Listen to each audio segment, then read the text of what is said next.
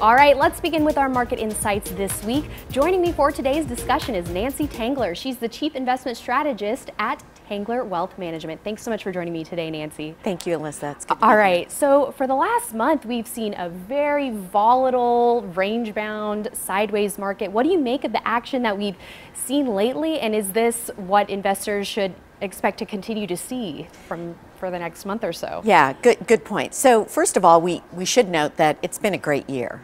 I mean, despite all the volatility and the exhausting tweets, you know, the market's up mid double digits, solid performance, but it doesn't feel like it. In August, what we saw was, I think, some bad news about trade and a lack of attendance on Wall Street. And so because there's not a lot of liquidity, the market moved in exaggerated movements both ways.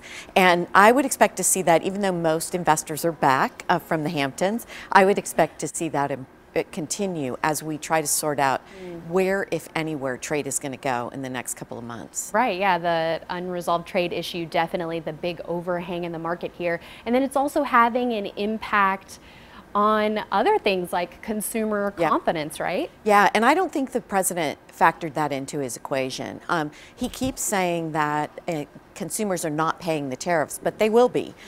Just look at the Apple Watch came, you know, that got hit with the tariff starting on Sunday, and we'll see that in December if we don't get there sooner, that that companies are not going to be able to pass along or keep from passing along these price hikes. And so, though the president likes to say that the Chinese are paying, it really is going to be the American consumer as we move forward from here. And I think that's going to have a profoundly negative effect. We already saw it in the University of Michigan confidence numbers. I think that's going to continue as the turmoil continues. It's just unsettling.